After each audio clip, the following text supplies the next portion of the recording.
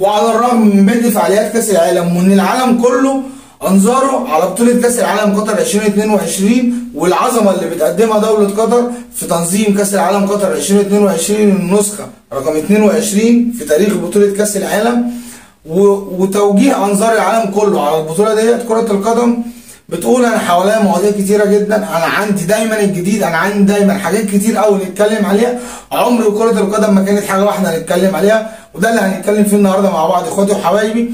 السلام عليكم ورحمه الله وبركاته، اهلا بيكم في حلقه جديده من استوديو مو ماذا، معاك اخوكم محمد محسن.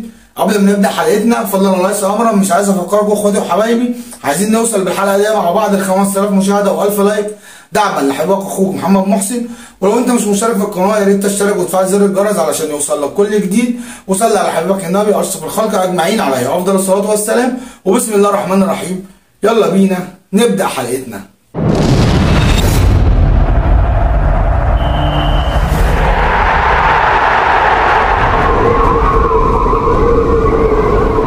طبعا رغم ان كاس العالم بيتلعب وان العالم كله مركز مع بطوله كاس العالم، ورغم ان لا حديث يعلو فوق بطوله كاس العالم، ولكن كره القدم دايما عندها الجديد، دايما عندها مواضيع كتير جدا نتكلم فيها، وعندنا بعض الاخبار اللي هنتكلم فيها مع بعض النهارده، واهمها واولها توقيع النادي الاهلي عقود الرعايه مع شركه اتصالات مصر لمده 4 سنين.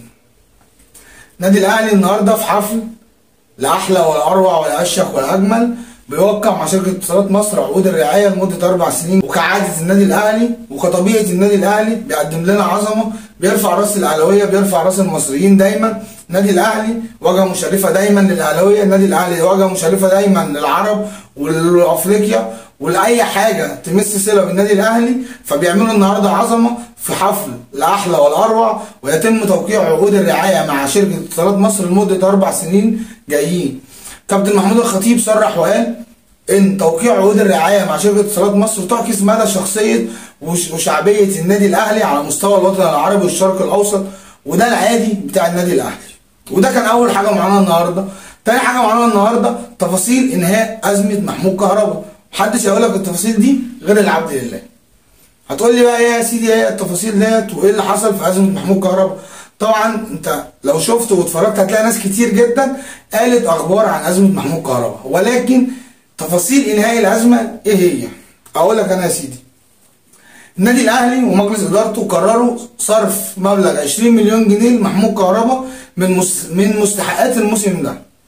ده غير ان محمود كهربا هيصور اعلانين للنادي الاهلي، واحد مع شركه اتصالات وواحد مع احد البنوك، ولكن لم يتم الاعلان عن اسم البنك لحد دلوقتي. طبعا المستحقات دي هتروح لمحمود كهربا مع صرف 20 مليون جنيه من مستحقات اللاعب الموسم الحالي عشان يسدد الغرامه الموقعه عليه للنادي الزمالك.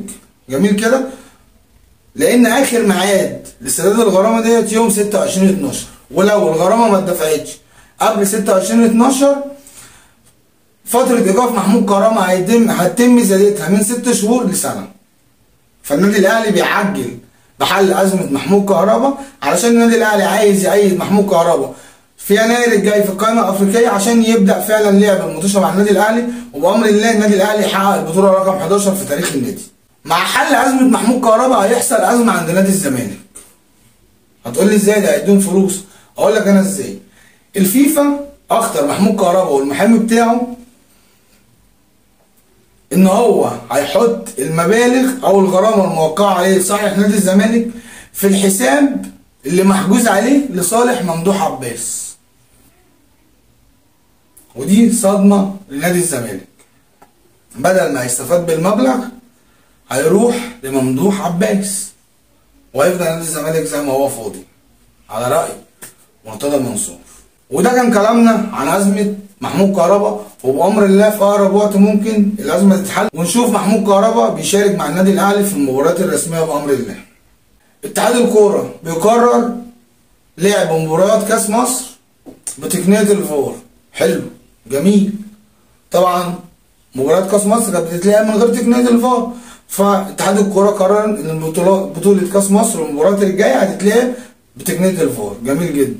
ولكن نحط تحت ولكن مليون خط بدون حضور جماهيري. الله، ليه يا سيدي بدون حضور جماهيري؟ ايه اللي حصل؟ هل في حاجه حصلت؟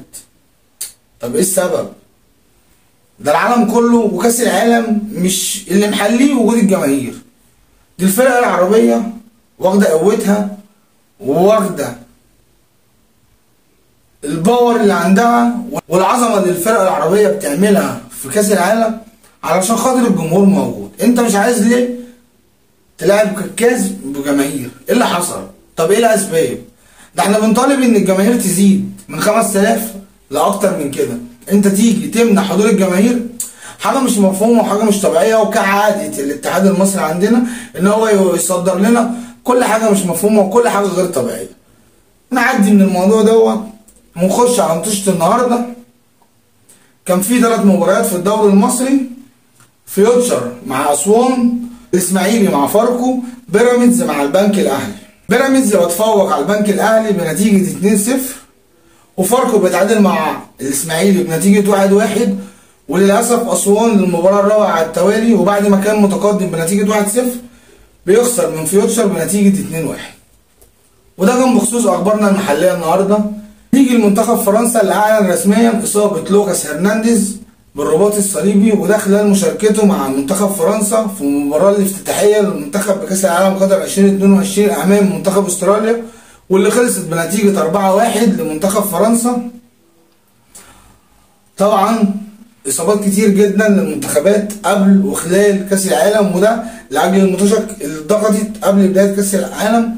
اغلبيه الاتحادات كانت ضغطت مباريات كتير، فكان في حمل بدني على اللعيبه مما ادى الى اصابات كتير قبل بدايه كاس العالم وخلال كاس العالم. ففرنسا بتعلن رسميا اصابه لوكاس هرنانديز بالرباط الصليبي وتغيبه عن المشاركه مع منتخب فرنسا خلال فعاليات كاس العالم قطر 2022. ورسميا المنتخب الفرنسي بيعلن تولي زين الدين زيدان مهمه تدريب منتخب فرنسا، وذلك عقب انتهاء مونديال قطر 2022. وده خبر بصراحه مش مفهوم، الخبر ده كان فيه كلام عليه قبل بدايه كاس العالم. طب كاس العالم بدا والفريق بدا اول مباراه كسب 4-1 بعد ما كان متاخر بنتيجه 1-0، غير ان هم اخر نسخه لكاس العالم روسيا 2018 طبعا كلنا عارفين ان منتخب فرنسا هو اللي محقق البطوله مع نفس المدرب.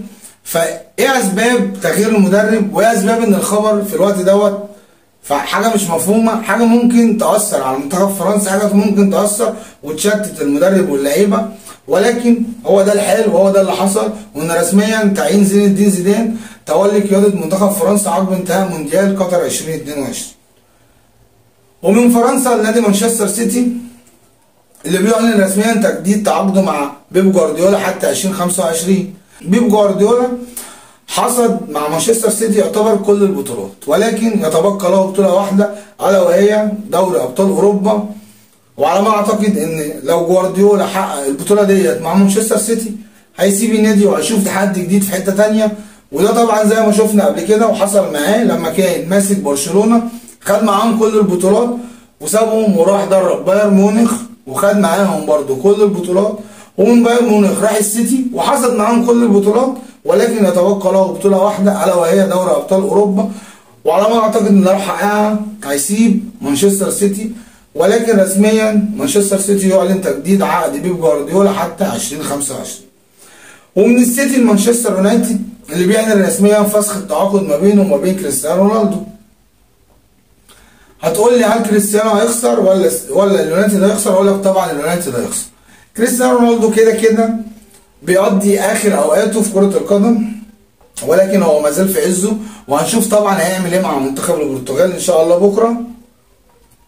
كريستيانو رونالدو اللي صرح وقال بعد خبر فسخ التعاقد ما بينه وما بين مانشستر يونايتد ان هو ما زال بيحب النادي وبيحب الجماهير، واللي حصل مش هيغير اي شيء، هو هيفضل يحب النادي وهيفضل يحب جماهير النادي، لان بدايه كريستيانو رونالدو كانت يعتبر في نادي مانشستر يونايتد، هو اللي بينه للعالم وهو اللي ظهر موهبته للعالم، وان هو هيشوف تحدي جديد في نادي تاني.